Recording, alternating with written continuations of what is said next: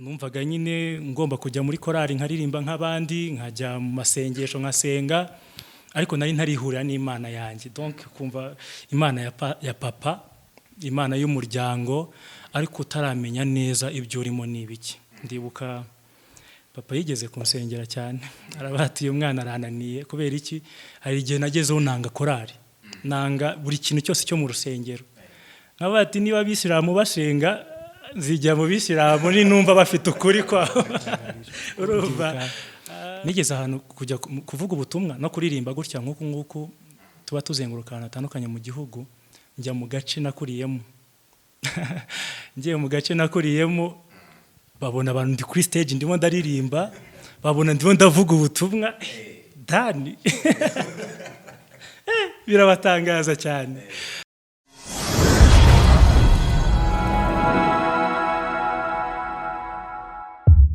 Tubifurize kumererwa neza abakunzi ba Shama TV, nizere ko gahunda zanyu zimeze neza cyane ko ari nabyo tuba tubifuriza, tuba tubasabira umugisha w'Imana ndetse n'amahoro Imana itanga. Nkuko mubizi rero tubagezaho ibiganiro byinshi bigiye bitandukanye, tukakugezaho gahunda nyinshi zitandukanye zo kuramya no guhimbaza Imana. Burya na Bibiliya irabivuga ngo imibiri yacu ni isengero z'Uwiteka, tuba dukwiye kuyikoresha turamya Imana ndetse tunayihimbaza mu gihe tukiriho, mu gihe tugifite umwuka w'abazima. Imana nkanayihimbaza. Harimo na benshi baba bafite ubumuga butandukanye butabemerera kuba baramya ndetse bakanahimbaza Imana. Nkuko mubizi ntabwo tujya tubura kuganiriza abaramyi ndetse n'abantu bagerageza gukorera Imana mu buryo butandukanye. Kuri kamera zacu muri kubibona ko hari umusore umeze neza cyane, umusore navuga ko muzi, abenshi baramuzi cyane mu bijyanye no kuramya no guhimbaza Imana. Yes ashimwe. Yes ahimbazwe. Turi kuvugana nande? Ni Dani Gakwaya Mugabo, niyo mazina yanjye. Dani Gakwaya Mugabo, byanze bikunze hari abantu bakubonye bakavuga bati uriya muntu arano namubonye, cyangwa se hari ibyo namubonye ari gukora bitari kure y'ibyo tugiye kuvuga hanga n'undi nibyo kuramya no guhimbaza Imana. Dani Gakwaya, uratwibwira nka biography yawe, ni muntu ki? Dani Gakwaya Mugabo, umusore w'imyaka 29, ndi umuramyi, ndi umukozi w'Imana, nkora music ihimbaza Imana kandi kayiramya. Ibyo mbikoze imyaka myinshi, guhera 2010 ngira ngo nibwo ninjiye muri studio, ariko nakuriye mu gipasteri, nakuze ndo muririmbyi, ndumva. Dani Gakwaya ni umuririmbyi, ni umusore, ngira ngo baranabyumvise cyane abarimo banagenda nyine bareba ikiganiro cyacu tugiye kugirana, ikiganiro cyiza cyane. Twamusuye, yakoze indirimbo zitandukanye zigenda zifasha imitima ya benshi. Nawe uri kutureba byanze bikunze burahari indirimbo ishobora kuba yaragufashije cyane, kuri buze no kudushyiriraho commentaire ku kiganiro twagiranye, ukaba watubwira indirimbo ye yabashije kuba yagufasha cyangwa se indirimbo wungukiyemo byinshi cyane. Dani, kuba umuhanzi cyangwa se kuririmbira Imana ntabwo ariko twese tubikora, byanze bikunze ari cyaguteye kubikora. Apaye kuvukira mu bapasteur, harimo abavukira mu bapasteur ariko bakabivamo bakajya gukina umupira. Nka Dani kuba umuramyi wundi byaje mu mutwe gute? Ntago ari ibintu bipfa kuza, ntago umuntu yumva ngo ngiye kuba umuramyi ahita aba umuramyi. Byanze bikunze ari kiba kigusunika nkuko wari ubivuze. Nakundaga kuririmba, nakundaga abaririmbyi, nkakunda indirimbo z'Imana zihimbaza Imana, cyane ko ari nabyo bintu nagiye nkururiramo. Muri make ntago navuga wenda ko ari ikindi kintu nize cyangwa nagize gute, ahubwo ni ibintu byahuriranye nuko mfite iyo mpano, ndetse ndi no mu buryo bwaho nakuriye, aho navukiye bagiye banyobora muri iyo myizerere myiza yo gusenga Imana, kuyiramya, kujya gute, bigatuma nanjye ngenda ngira abo mfatiraho icyitegererezo, kandi nkumva n'ubuzima bwanjye buhwanye n'icyo ndimo gukora. Kuko ubyumve, hari ukuntu umuntu aba afite ijwi aririmba neza, noneho kuririmba neza akumva n'umuramyi. Totally ntago icyo kintu ari cyo. Sobanurire neza tutarakarengaho. Kuba njye namenya kwiririmbira neza, nkaba nanaririmba indirimbo zo mu gitabo cyangwa zigafasha benshi, ntago mba ndumuramyi. Kuririmba ni part imwe iri mu kuramya. Kuramya ni ubuzima ubanyemo n'Imana. Mbere yuko witwa umuramyi w'umuririmbyi ubanza kuba ufite ubuzima bujyanye no kuramya Imana. Kuramya Imana ni ubuzima ubanyemo n'Imana bwa buri munsi. Urugero, ijambo ry'Imana rivuga ngo imibiri yacu ibi bitambo bizima byera kandi bishimwa n'Imana, ariko kuyikora kwacu gukwiriye. Iyo ukora ibijyanye n'ubushake bw'Imana, iyo uri mu murongo mwiza Imana igushakamo, uba uri umuramyi, uba uramya Imana. So nigeze kuba umuririmbyi ariko ntari umuramyi, ariko uyu munsi ndi umuramyi w'umuririmbyi, nuko nabivuga. Igihe cyo kuba umuririmbyi ariko utari umuramyi wakibayemo igihe kirekire, je pense. Ntabwo ari cyane ariko nakibayemo. Icyo gihe hari benshi n'ubu ngubu biyita abaramyi, bari mu churches cyangwa n'ahandi hantu hatandukanye ariko batari abaramyi. Icyo gihe wowe wagikoresha gute? Yewe ntabwo biba byoroshye. Ntabwo biba byoroshye kuko urabona ni n'ikibazo usanga rwose kiri no mu bapasiteri no mu baki, ugasanga niba babonye umwana mu rusengero ufite impano yo kuririmba bagahita bumva ni umuramyi, ariko ntabwo ari byo, kuko bijyana na discipline y'uburyo uwo muntu abanyemo n'Imana, uburyo asabana n'Imana, uburyo agaragaza Imana mu buzima bwe, kuko ijambo ry'Imana ridutegeka kwera imbuto zikwiriye abihannye kugira ngo abantu badusarureho imbuto. Rero igihe cyose uririmba ariko imyitwarire yawe n'imyifatire yawe itagaragaza Imana, ntabwo uraba umuramyi. Nanjye icyo gihe nakibayemo nk'uko wari ubivuze, kuko nakuriye mu gipasiteri, numvaga nyine ngomba kujya muri korari nkaririmba nk'abandi, nkajya mu masengesho nkasenga, ariko nari ntarihurira n'Imana yanjye. Donc kumva Imana ya papa, Imana y'umuryango, ariko utaramenya neza ibyo urimo n'ibiki. Ndibuka papa yigeze kunsengera cyane, arabatiye umwana arananiye. Kubera iki? Hari igihe nagezeho nanga korari, nanga buri kintu cyose cyo mu rusengero.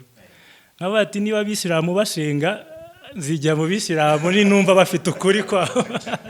Urumva ninumva wenda hari amacaci menshi ntarinze kuyarondora yose, nkumva nyine iryo nzumva rinkuruye rindyoheye niryo nzajyamo, ariko hari ukuri nari ntaramenya. Ijambo ry'Imana rivuga ngo muzamenya ukuri, kandi nimumara kumenya ukuri niko kuzababatura.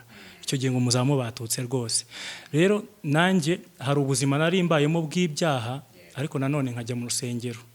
Rimwe na rimwe nkagarurwa nuko bavuze ngo ariko ngo umwana wa pasiteri yitwara gutya, nkumva kuba naravukiye mu gipasiteri none bibaye ikintu kibi, Imana yarampemukiye. Ariko gake gake uko ababyeyi bigisha banahana, burya igitsure cy'ababyeyi ni cyiza, hari ibyo usigarana mu mutwe. None n'igihe utari kumwe nabo, hari ijambo riguma mu buzima bwawe, kuko Bible niyo ivuga ngo ijambo ry'Imana n'urubuto rutabora. Byanze bikunze witekerezaho ukareba ubuzima urimo, ukongera ugasanga Imana. Rero icyo gihe numvishije ngarukiye Imana, noneho ubundi bushya jyewe ubwanjye, bitavuye uko navutse cyangwa naho nakuriye, nicyo gihe numva ko nahindutse umuramyi none wa nyawe, bitandukanye n'ubuzima nigeze kubamo mbere. Urakoze cyane, duhaye nka description yawe mu bijyanye no kuramya ndetse no guhimbaza uburyo wabyinjiyemo. Ariko byanze bikunze ubundi iyo umuntu akijijwe bavuga ko yavutse bwa kabiri, byanze bikunze aba yabaye icyaremwe gishya. Hari ubuzima rero tubamo tutarakizwa.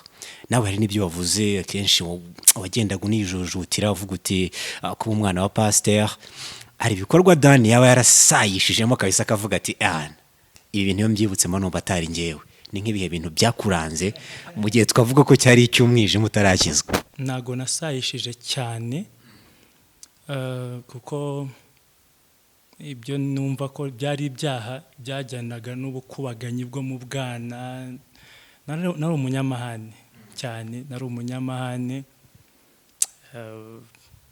ugasanga ndarwana, ugasanga sinumvira, nyine mfunze mu mutwe cyane. Ariko gake gake, wenda hari n'igihe bijyana n'imyaka y'umuntu, hari n'umwana wenda ushobora kuba waraciye mu buzima nk'ubwo ngubwo, ariko ubu ngubu akaba ari umugabo, akajya yibuka ibyo yigeze kunyuramo. Sinumviraga, nagiraga amahane, numvaga gutsindwa kwanjye ari ikosa rikomeye. Ariko nyuma gakeya Imana igenda kuvanamo kamere yo kwirwanira no kujya gutukumva, kwiye guca bugufi, kwiye kumvira, ndetse n'umwanzi wawe ukumva uramwemera uramukunze kuko ari ijambo ry'Imana rigutegeka. So ngo iryo jambo ry'Imana rigufata uhamanye naryo ni ikintu cyoroshye. ntago byoroshye, ni urugamba kubera yuko ndibaza neza ko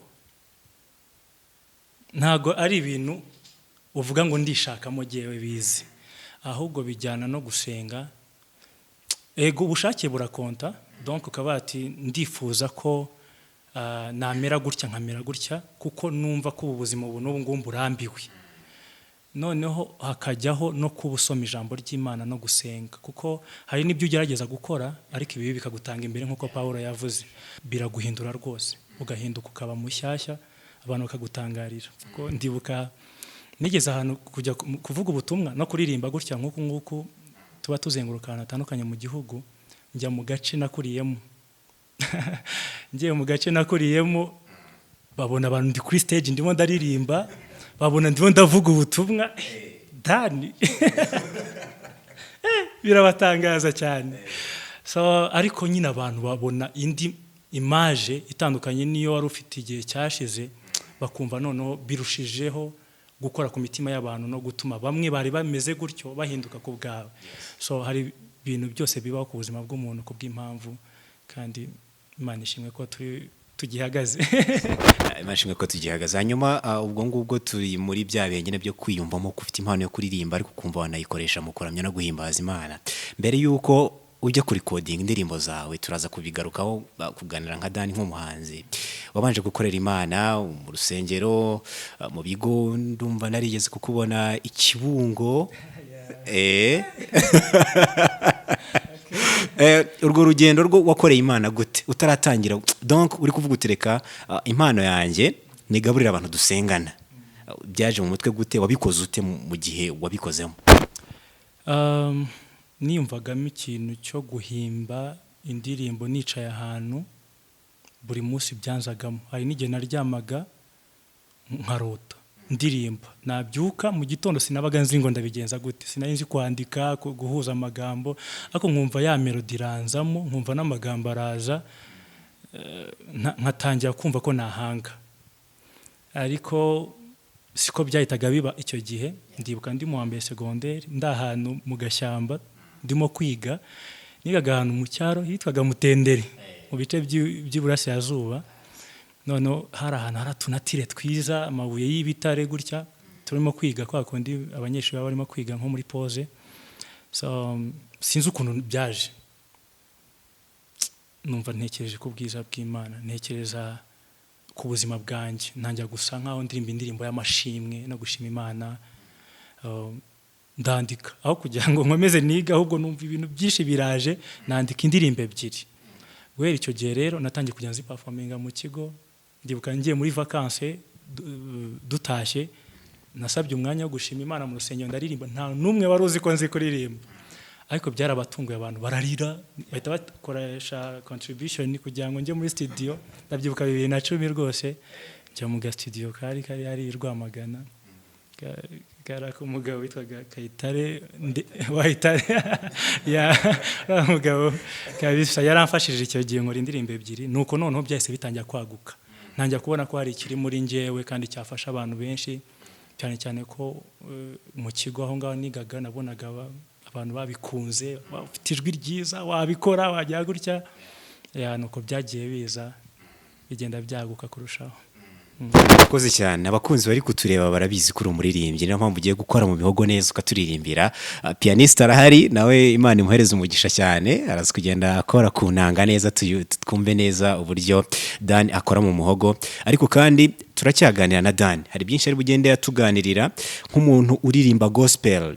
Hari ibigusha agenda ahura nabyo, hari ibitsitaza ahura nabyo, no kuba ari gukorera Imana ntabwo biba bivuze ko Satani yamurekuye. Byanze bikunze hari ibyo bagenda bahura nabyo bigoye cyane, akenshi na kenshi ushobora kuba wateshwaho gatoya ukaba wakoreka imbaga nyamwinshi, cyane ko bagira n'abakunzi cyangwa se abafana muri rusange. Twagiye ugiye kuturera imbere yihe indirimbo yitwa Sinzahava. Sinzahava nandi mu masengesho ndo gusenga, numva ngize ibihe byiza byo kusabana n'Imana, bango sinzava huri. So mitanyita Sinzahava rero, reka tugerageze gukora mu mihogo twumve. Njangumbura ibyiza byo mu nzu yawe, ngirira inyota yo kumva amagambo yawe, mu nzu yawe ni heza, iyo magize ndahembuka, numva imigezi itemba muri nje, sinzaba uri mukunzi mwiza nkamukunda, sinzaba uri ni wowe unyitaho, Yesu ndagukunda, sinzaba uri mukunzi mwiza nkamukunda, sinzaba uri ni wowe koze cyane indirimbo sinzavaho uri indirimbo nziza cyane. Uraririmbye byanze bikunze, hari stages ujya ugira ukaririmbiraho abantu bagafashwa. Nta gihe wigeze uririmba abantu bagafashwa nawe bikakurenga? Hari igihe cyabayeho nk'icyo, bibaho kenshi. Yakira gute se? Kuko ni cya kindi, umuririmbyi atandukanye n'umuramyi. Kuko iyo uri umuririmbyi igihe cyose uba wumva ushaka abafana, ushaka ko abantu babona ko watwitse, izo mvugo turazumva kenshi. Ariko iyo uri umuramyi biba bitandukanye cyane, kubera yuko umuramyi we aba ari umuntu utandukanye, aba ari umuntu ushakira icyubahiro Imana, ntabwo ari we wishakira icyubahiro, kandi umuramyi byose abikora n'Imana. So mu bihe byashize hari aho nigeze kuririmba, ndavuga ibihe bya kera nyine byo muri icyo gihe, mbonye abantu bafashijwe barize natwitse. Dari n'ubu ngubu murabivuga ntago ubivuga mu by'ukuri ntabwo aba ari umuramyi.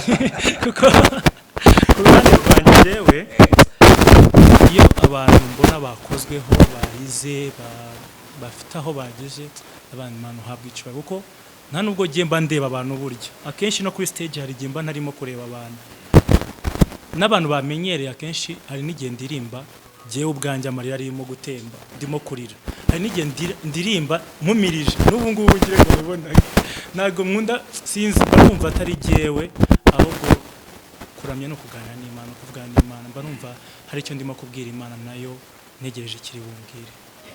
Hanyuma rero nyuma yo gukora ka records, abanyeshuri bakoze fundraising, ukagenda kwa Kayitare wahita ukarecordinga, nyuma waje kubyagura gute ugeze n'ahantu uvuga uti reka mfata amafaranga yanjye kuri poche njye muri studio? Narakomeje, ariko ubwo bamwe mu babyeyi ntibabyumvaga, kuko urabona umwana wazamutse mu mpano, amasaha menshi ayafata yandika indirimbo kurusha uko yiga, ayandi akayafata ashaka kujya muri studio, ugasanga rero si byiza. Habaho n'igitsure cy'umubyeyi cy'uko akubwira ngo Dani rero gabanya rwose, bitakubuza kwiga, bitakubuza ibi n'ibi ngibi. So ntago narabigerageje, nanjye kujya nkora mu macaci, mu bigo by'amashuri, mu masegondaire, ariko ntago byari ku rwego rwiza, kuko harabambwiye ati uretse ho gato ntago ari cyo gihe. Ariko narakomeje uko nshoboye gake gake ndakora, ahubwo nyuma nenda kurangira secondaire nibwo nabishyizemo imbaraga cyane, ndikodinga n'izindi ndirimbo nyinshi, nkomeza gutyo. Nubwo no mu buzima bwo hanze umuntu arangiye secondaire wenda agiye gukomeza kaminuza, cyangwa se abonye n'indi mirimo, nabyo usanga harimo inzitizi zituma udakora mu rwego wakagombye gukoramo. Ariko narakomeje, kandi n'uyu munsi ndacyakora uko nshobojwe n'Imana. umuntu ukuzi muri aspeje niko bahitaga aspec, yes, akakubona n'uyu munsi, itandukaniro ririmo ni irihe mu bijyanye no gukuza impano no kugira ngo igere kure? Rirahari rinini kuko buriya kariro ari Kibungo naba nakoze ibintu bikaze cyane nkajya za Rwamagana na Kayonza za Kirehe, ariko ahantu nakoraga cyane ni muri Ngoma hariya Kibungo ville, ariko ubu ngubu maze kugera kure cyane, maze kuzenguruka intara, nigeze no gukora amatuwa azenguruka igihugu, ariko ntabwo byakomeje cyane, ariko naragerageje gukora mu rwego rw'igihugu, niko navuga, nzenguruka za Rusizi, za Kibuye, ahantu henshi narakoze, kandi ntabwo byagumye iby'Ikibungo gusa, nageze no hanze y'igihugu, ngira amahirwe gukorera Kenya, Tanzania, aho bampamagaye kugira ngo mvuge ubutumwa hose ndagenda, bitandukanye n'igihe nari nkifite ibinzitiye cyane muri cya gihe. Ubu ngubu ndakora kandi nkabishyiraho umutima cyane kuko numva bindimo, kandi noneho nanjye ubwanjye mbasha kwisapotinga, atari kureba ngo umubyeyi wenda araza kubireba gute cyangwa byagenda gute. Byaje kugaragara ko ari impano ikwiriye gukuzwa, noneho mbikora, sinavuga ngo ni nk'akazi kuko ntabwo ari byo bintunze byonyine, ariko narabyaguye. Rero ikindi kintu kiyongereyeho gukorana n'itangazamakuru, ntabwo nari nzi itangazamakuru ngo rikora iki, rifasha iki umuhanzi, ariko naje gusanga abanyamakuru muri abantu b'ingenzi mu buzima bw'abahanzi, ntangira kumenya uburyo bigenda, uburyo ujyana indirimbo kuri studio cyangwa kuri radio, nako kuri televiziyo, hehe hose nyine ugashaka uburyo indirimbo zawe zimenyekana. Ibyo biracyangora n'uyu munsi, ariko ni ikintu cy'ingenzi cyane. Umuhanzi udakorana n'itangazamakuru nta hantu agera. Ubwo rero byagiye byaguka. Hanyuma bro, kujya gukora gospel navuga ko ari ikintu gitangira wumva ari impano urimo ukoresha kugira ngo bwize ubutumwa bwiza, ariko byanze bikunze tuba dukwiye gutungwa n'impano zacu. Nimba Messi azi gukina umupira agatungwa n'akaguru ke nyine, muri gospel hari mindset mufite navuga ko itandukanye niyo ngiyo yo kuba impano yawe yagutunga ikaba yanaguteza imbere, ukaba wanareka ibindi byose, kubera ko umwanya wamara kuri piano, umwanya wamara muri studio ushobora kuvamo n'undi byabasha kuba byagutunga cyangwa ukaba wakoreramo akazi. Winjiye muri iyo game ubizi ko nta mafaranga, till now ndakeka benshi ariko bakibifata, ntago bikubangamira? Sinzi abavuga ko gospel itatunga umuntu ntago bashyigikira, ariko nanjye sindasobanukirwa uburyo yatunga umuntu nanone akareka indi mirimo. Kuko byose birakenewe mu by'ukuri. Ndasa nkaho mpagaze mu mpande ebyiri. Mu by'ukuri uriya muhanzi cyangwa jyewe nk'umuhanzi wafashe ubushobozi bwanjye bukeya ntazi naho bwaturutse, nkabufata nkajya muri studio nkakora indirimbo nka recordinga, mba ndi butanga amafaranga kandi menshi.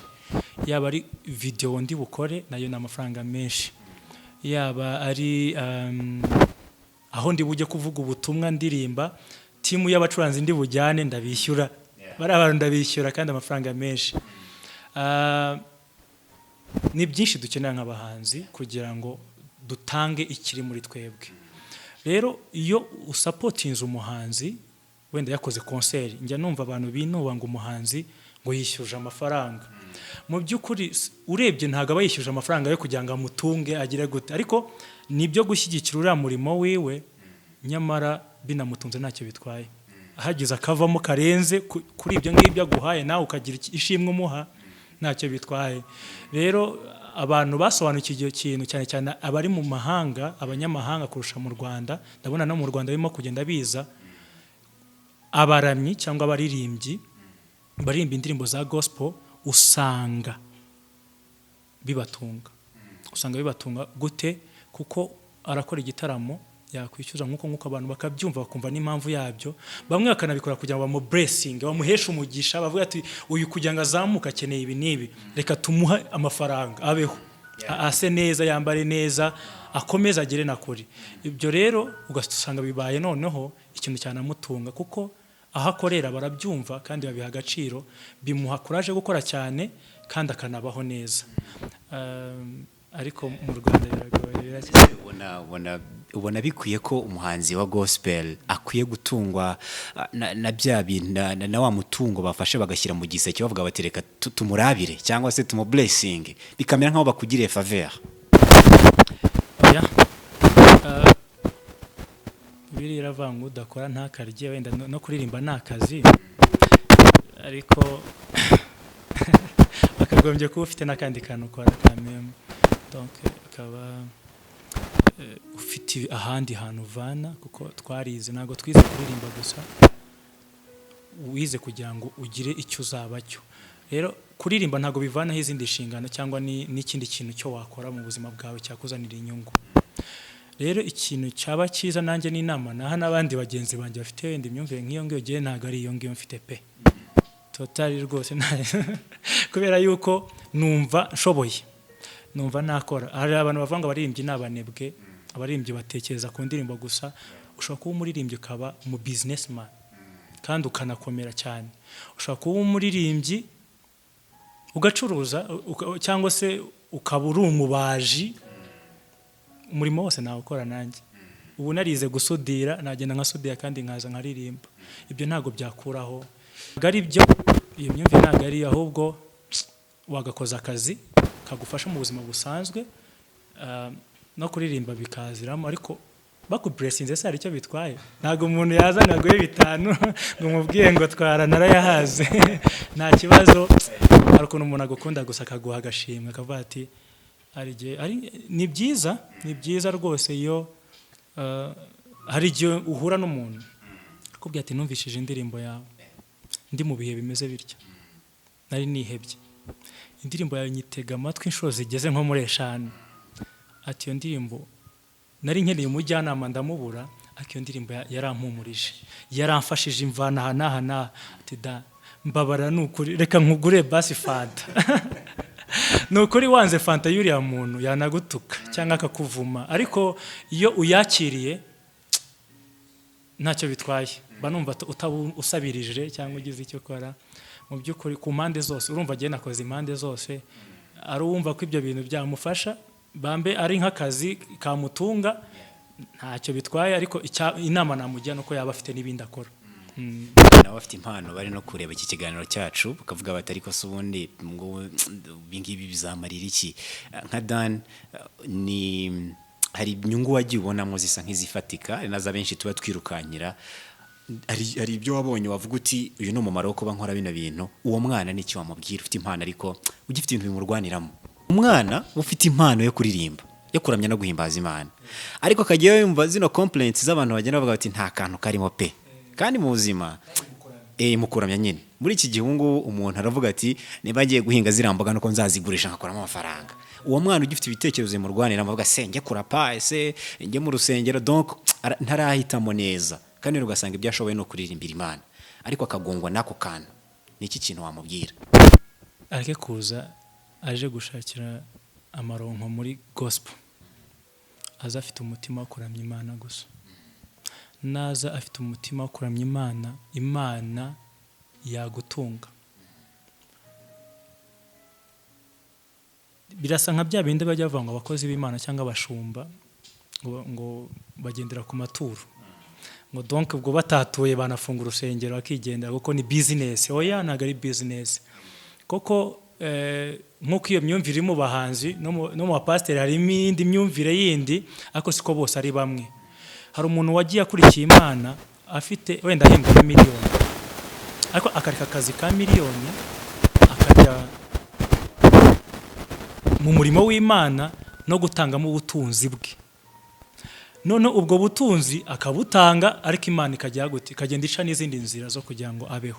Rero no mu baramyi nuko waza ufite umutima wo gukorera Imana, ufite n'akandi kantu gato yo gukora, noneho Imana igenda ikujyana neza. Twagiye tubona abahanzi benshi bishimiwe n'abantu bagakora ibitaramo, abantu bakabaha amafaranga menshi mu rwego rwo kugira ngo babahe motivation, ariko ntago ntabwo wabikora nk'akazi kagutunga basizana uwo mutima kuko uri umuramyi byibura iyo waba utambwiye abaramyi hari abana bize umuziki ku Nyundo n'ahandi hose my friend nkoresheje uriya mwana simuha amafaranga naba mpombye kubera iki niko kazi ke nibyo yigiye agomba guhembwa nubwo yaba ari mu rusengero rwanjye genda pasteur namuhemba uriya mwana ko turirimbira indirimbo Abba Father ni indirimbo nkunda personnellement yawe hanyuma ari ibyagiye bikunda kugaragara n'ubundi nanone binabaho cyane ku isi ugasanga abantu batangiye ari abaramyi bahereye mu rusengero finally bakahita bajya muri secular music kira kintu kivugaho iki wowe ntabwo kigeze cyashaka kukubaho nyine birenda gusa nibyo tumaze kuvuga nje guhahira muri gospel nkabona gospel ntima amafaranga nayireka nkajya hari amafaranga nyine kuko hose no kuririmba ariko simbagaya uburenganzira bwabo kandi ni amahitamo yabo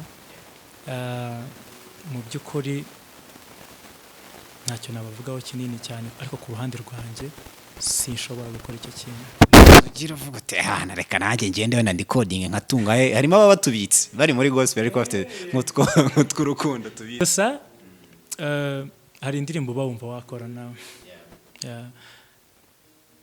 mbonereho kuvuga ko uyu musore nawe mwemera yitwa Niyo ni umusore uririmba indirimbo uzamutse vuba ahangaha uri ubana n'ubumuga bwo kutabona aririmba indirimbo wumva nawe ikoze ku buzima bwawe ishobora guhindura ubuzima bwawe mu buryo iramba numva ari nka gospel nuko tavugamo Yesu ariko nyine ari nka gospel ukuntu iriya ndirimbo mba nayikora ku bw'impamvu yo gufasha abantu no kugira ahantu mbavana kuririmba ati gira neza kora gutya witeze imbere ni ukuri nabikora ariko mba numva atari cyo kiza imbere cyane kurusha kuvuga Imana cyane no kuvuga kugakiza Okay, tugiye kumva indirimbo ye yitwa Abba Father ngira ngo pianiste ari tayari turaza tugana no mu gice cyanyuma cy'ikiganiro cyacu aho agenda tubwira byinshi bitandukanye umuhanzi wa gospel hari inshuti abafite akaba afite inshuti zidasenga byanze bikunze bikunda kubaho hari byinshi zishobora kuba zasa nk'aho zibimukundisha bikaba byanamukurura turaza kugenda tubigarukaho mu kanya gato ni umusore w'imyaka 29 byanze bikunze ntago azaba padiri turaza kugenda tubiganiraho byose mukomeze murebe video yacu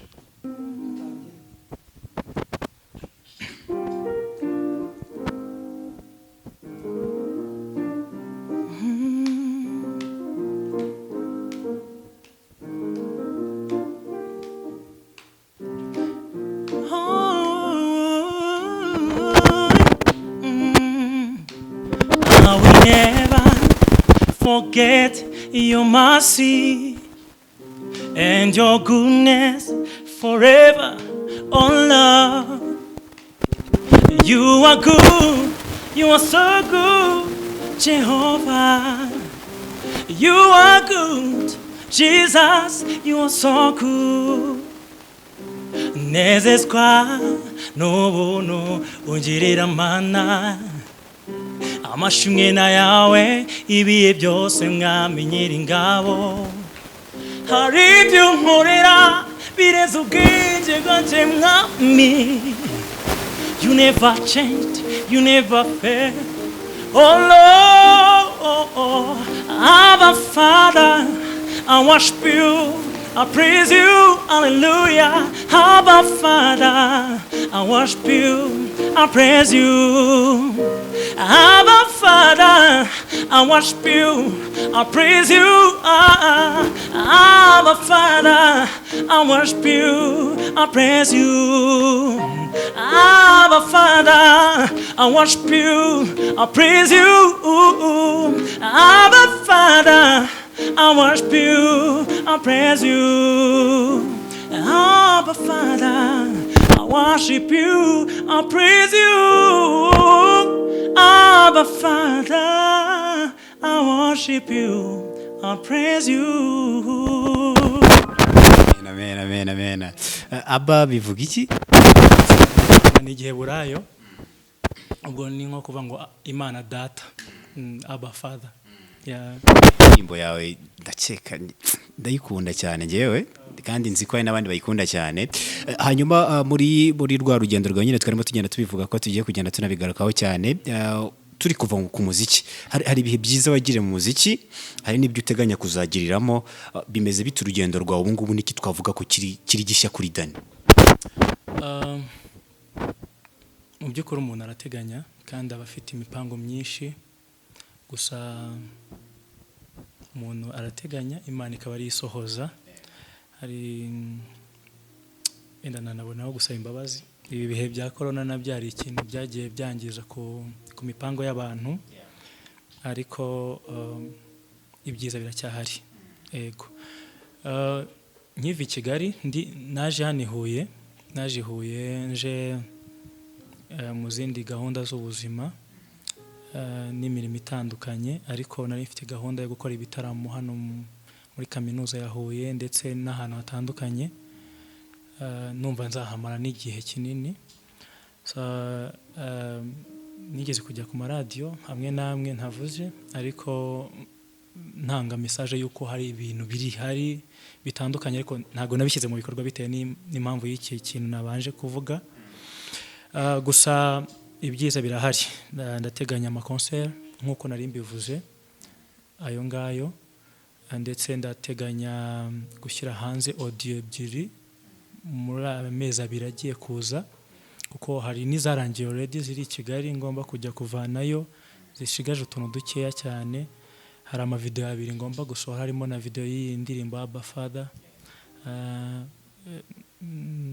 Ndibaza yuko ikintu cyabitindije ari iki gihe cya corona virus, naho ubundi ndibaza yuko ibintu biracyahari kandi byiza, ndetse uyu mwaka ndumva hari ibintu byinshi ngomba gukora bitandukanye. Mbese mu ntangiriro z'uriya mwaka naho ndumva muri Kigali naho mfite ibindi bikorwa bindi ngomba gukorayo. Ari amakorabo nshaka gukorana na ba Aime w'Imana, Aline Gahongayire, Pasi, ariko ntago turavugana neza, ariko nka Aime nawe byatindijwe n'ibintu byenda kumera nk'ibi, na Gahongayire nawe ni nkuko. Ariko hari abantu benshi nshaka kubanza gukorana amakorabo nabo, kuko nabyo hari abantu nanjye numva nkoranye nabo amakorabo byakwagura ubwami bw'Imana. Ufata nk'icyitegererezo, ninde muntu uvuga uti niyo nguyu nanjye aranyinspira? Mu by'ukuri bose baranezeza kandi baramfasha, kugeza no kuri abangaba bazamutse vuba bagenzi banjye, bose baririmba neza kandi bankura ku mutima. Mfata umwanya wo kumva indirimbo z'abandi kurusha izanjye. Rero ariko byibura sinabura kuvuga, kuko n'ubundi ntago mbivuze rimwe, ari umugabo witwa Aime w'Imana, mufata nk'icyitegererezo, kuko ntago ubona atarigeze atana. Wa murongo yatangiriyeho ni wakiriho kugeza uyu munsi. Nkuko watangiye bivuga, abantu batangiye baririmba gospel, ubona abanyamwuka cyane, ejo ukabona nyine bashyizemo utundi tuntu. Ariko Aime ndamukunda kuko tumwita na bishop by the way. Mu industry yacu ya music ya gospel tujya tumwita bishop, kuko ubona ari icyitegererezo. Ni umuntu uca bugufi kandi wubaha abantu bose, kandi ubona ni umuhanga, aririmba neza, ariko ibyo ntabyirate, ukabona mbese sinjya mumenyera. Ndamukunda. Nyuma zira ndirimbo ebyiri uvuze ko ziri hafi gusohoka, zisohoka zikajya ku zindi, uzaba ugize repertoire y'indirimbo zingahe? Mfite indirimbo muri rusange, hari n'izo umuntu agenda akazibura bitewe n'ukuntu zibitse, wari uzibikiye igihe runaka ugasanga ibizazane biraje. Ariko ndaba ngejeje indirimbo zigeze nko muri 7. Iz'amashusho zaba zibaye nk'eshatu, rega ntibiba byoroshye. Yes, hanyuma Dani, reka dukomeze tunagana kwenda mu gice cya nyuma cy'ikiganiro cyacu, uko nari nabivuze. Bro, uri umusore, uraririmba, ugaragara neza, kandi urusengero burya ntago rurimo abakijijwe gusa. Hari igihe uririmba abantu bagafashwa, bikaba byarenge ya mitekerereze y'umwuka, ngo ndi kuvuga muri bashiki bacu, hakaba hazamo n'ibyo kwishimira bya bindi by'umubiri. Izo case tujya tuzibona ba Medivaje cyangwa se n'abandi bantu. Ntago wowe bijya bikubaho, ntago byigeze byaba? Byarabaye. Umenye icyo uriho, byandi nakubwiye by'uburamyi kuba umuramyi ntabwo biri ibintu byoroshye nk'uko umusirikare wa leta y'u Rwanda atemerewe kurya igisheke mu muhanda ubwo nawe ugira uko witwararika. Ndabyumva ko ijambo ry'Imana niryo bivuga ngo iyo ufashe mbese iyo ugize iminsi myinshi yo kubaho ufashe igihe mu ntambara uba ugomba kubicamo kandi ariko gusa ukagira discipline ndetse no kwiha intego mu buzima. Ndibaza n'utari umukristo agira uko yitwara bitewe wenda n'indangagaciro yashyize mu buzima bwe. Rero nanjye ndetse n'indangagaciro za gikristo ariko ngira uko nitwara no kwitwararika kugira ngo ntangiza umurimo kandi ntice ubuhamya cyangwa ntukishe Imana. So rero bibaho ibintu nk'ibyo kabira bigacaho. Iyo bibaye uri kuri stage ariko si utashye twato message bya biki umanaginga gute fame cyangwa se igikundiro ukura kuba uririmba gospel? Ntibiba byoroshye mu by'ukuri utabanje kwivanamo ikintu cya kindi nyine cy'ukuri umuririmbyi gusa kumva ko uri umuramyi byakugora, ariko iyo wamaze kubyimika mu mutima wawe kumva nyine Imana ni iya mbere mu buzima bwawe mu byo wakora byose, donc ugerageza kwitwararika. Naho wumvishije hari akantu kakongorera mu mutima ukagacecekesha, kubera iki ntago wabivamo.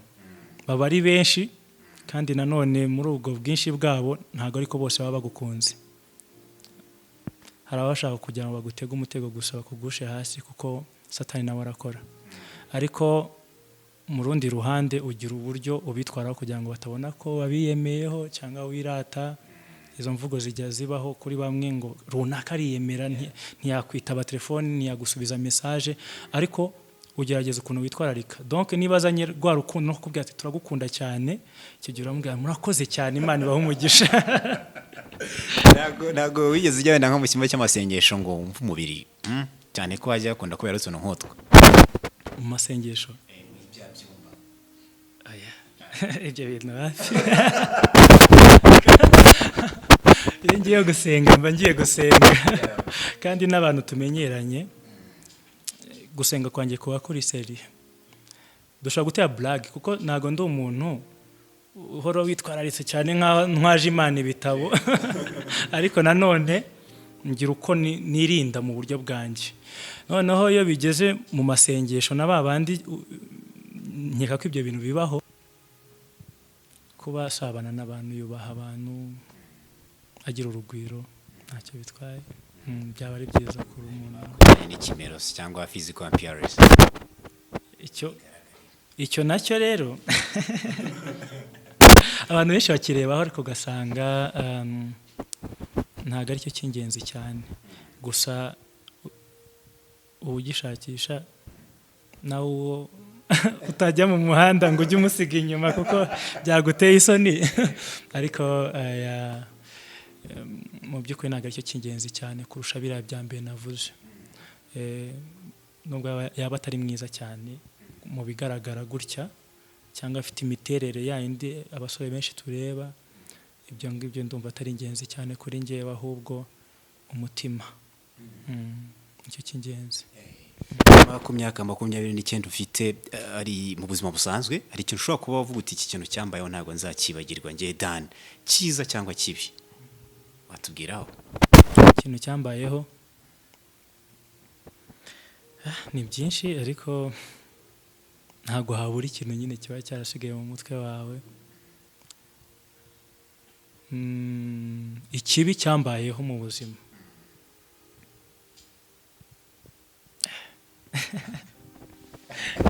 ko numva ari byiza bimunyobeye. Ikibi ntekereza yuko ari ikintu njya nibuka buri gihe kimbabaza. Nari mfite nyogokuru unshyigikira cyane, ashobora kuba ari nawe muntu wanzamuyemo impano yo kuririmba mu gihe abandi batabirebaga. Akajya ambwira wabikora buri munsi iyo yambonaga mbere yo kumusoza no kugira ikintu aririmbaho. Rero niwe nkesha ibi byose, kwibuka yuko ntamufite yapfuye birambabaza, birambabaza cyane. Ariko ndetse n'ibingi by'agakiza ari n'umuntu wandeze cyane n'igitsure byandi byo kuvuga ngo imiteto y'abana kuri ba nyirakuruhoya ahubwo yanyerekaga buri gihe ijambo ry'Imana ndetse akanantoza kuzaba umugabo no gukora cyane. So icyo kirambabaza iyo ntekereje ko dahari, ariko ikintu kinshimisha cyane shimishwa no ko ndi umukristo tu.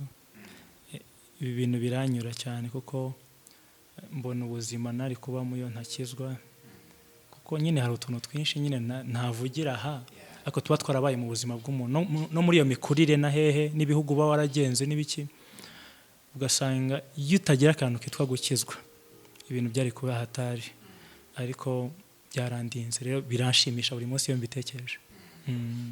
Madani, bibaye ngombwa ko wandika nk'igitabo kivuga ku buzima bwawe kuva ukimara kumenya ubwenge kugeza akanya, ukacyandika ukagiha title cyangwa se umutwe, wacyita ngo iki? Title kari ikintu gikomeye se.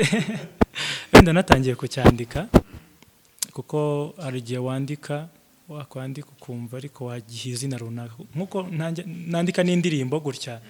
Harigihe ntangira numva hari amagambo menshi aje, ariko nkumva hari irindi ririmo kuza ryisubiramo, nkaba ari ryo nita indirimbo yanjye. Nkeka ko ntangiye kwandika igitabo bitewe na story y'ubuzima uko yaba imeze, wenda nazabimenya nyuma kuko ntibyoroshye. Gusa ari nk'ibintu bawumva watangamo isomo mu buzima, cyane cyane ku rubyiruko.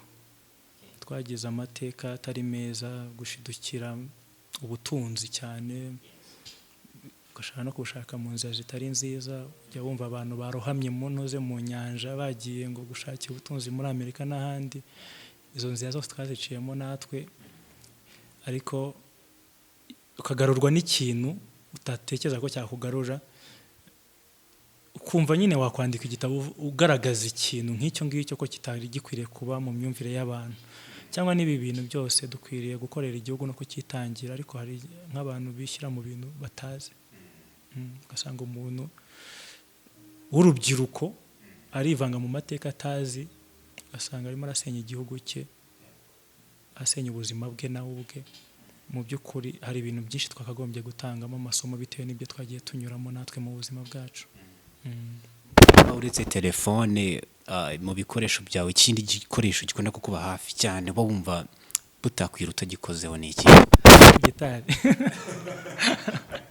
Ntago nyizi cyane, ariko buri munsi yo maze nk'iminota 30 nayikozeho numva hari ikintu kibura mu buzima bwanjye. Nkunda gitari cyane. Telefone ho nshwana n'abantu buri munsi, ntago nkunda kuyitaho cyane. Hari n'igisha kumara umunsi itariho, numva gusa ntakeneye kuyishyira ku gutwi, hari ukuntu bawumva urushye. Gitari rwose ndayikunda. Rero yurushye uruhurwa cyane no kuririmba?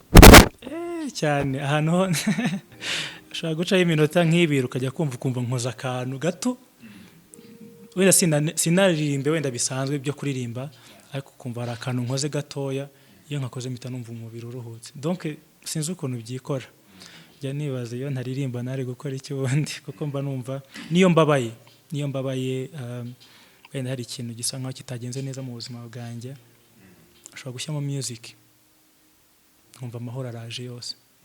Nubwo hari uwaba wampemukiye mu buryo bukomeye, hakaza umuntu nk'uko acuranga piano ho gatoya, ushaka kumera gutya nkaguruka njya kwiyunga na wa muntu. Byonyine nkunda music numva ari ubuzima bwanjye.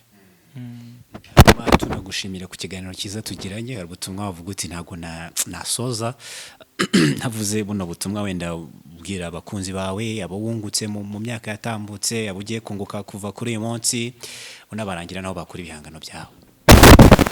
Cyane no gushimira kuri mu buzima bwawe bw'ingenzi, kandi abandi ntubiteho, kandi bari babandi nyine n'ubundi bakagombye kwitaho. Mu by'ukuri aho mbisabiye imbabazi ko hari ikintu cyabayeho muri iki gihe, usanga buri mwaka ufite inshuti nshyashya, ariko ntabwo biba ari byiza. Ukwiye kwitaho inshuti zawe za kera. Ndasuhuza cyane inshuti zanjye za kera, abo twakuranye, abo twaturanye, usanga mwaraburanye, ariko abo ngabo ari abantu b'ingenzi mu buzima bw'umuntu. Ikindi n'insengero twagiye dukuriramo zidufasha mu buryo bw'umwuka, zaradufashije cyane, n'abantu bakunda imirimo dukora muri music ihimbaza Imana cyangwa iramya Imana. Abo bantu baba ari ab'ingenzi kuko nibo batuma turi aha ngaha, nibo batuma tumeze gutya. Rero ndabashimira abashumba bagiye banshumba, shimira papa wambyaye Mugabo Diodoni amukabya Gaju Godi Bereta ariwe mama. Ndashimira abavandimwe bose, ni abantu b'ingenzi mu buzima. Ndashimira Pastor Tony Vincent, niwe pasiteri wanjye i Kigali. Ndashimira Pastor Paul hano i Huye, niwe unshumbye, n'abana be ba Driel na Bariel baramfasha cyane muri music kuko n'abacuranzi beza, n'ibitaramo byinshi nibo bakunda kuncurangira. So muri rusange nta kindi kintu navuga kidasanzwe uretse gushima, kandi bakomeze bakunde ibihangano byacu, bakunde impano zacu, kuko iyo ubikunda uba urimo kubwira wa wundi ati komeza ubikore, kuko birafasha benshi, natwe rero bikaduha motivation tugakora kurushaho. Ikindi badusengere, kuko ibi bintu hatarimo gusenga nta kintu twageraho. Rero ndumva ari ibyo navuga, narinze kurambirana. Warangira abakunzi bawe indirimbo zawe bazisange hehe? Abakunzi bazisanga kuri YouTube hariho indirimbo zanjye, wandika Dan Gakwaya Mugabo, ariko iyo Mugabo wandika M gusa itariho inyuguti, Dan M Gakwaya. Ushobora kubona indirimbo zanjye ugakora subscribe kugira ngo mbwire ngo komeza bikoze subscribe biba ari byiza. Kandi iyi TV nayo ndayishimira cyane, mwakoze cyane.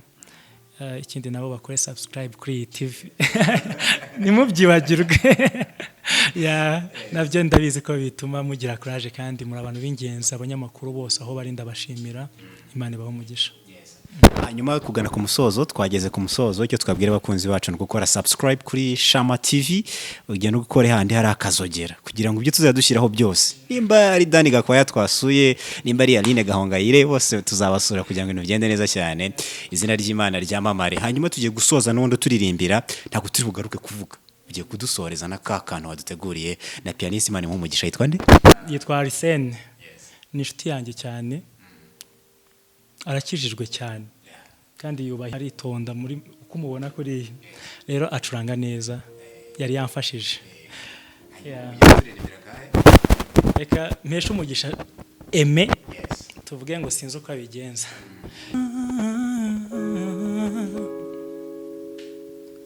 Hallelujah.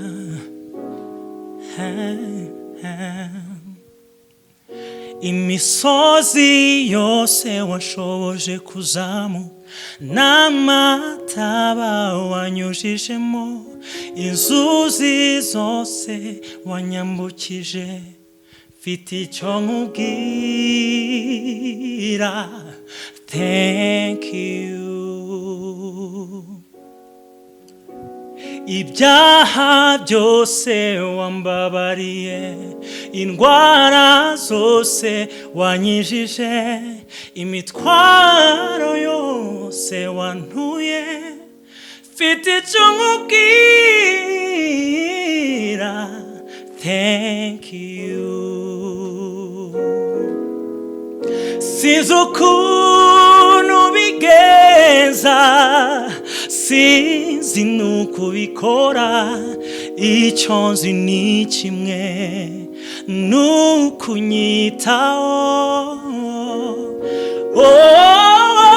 Sinzi ukuntu bigenza, sinzi nuko ubikora, icyo nzi ni kimwe, nukunyitaho amanywa nijoro. Icyo nzi ni kimwe, icyo nzi ni kimwe, nukunyitaho.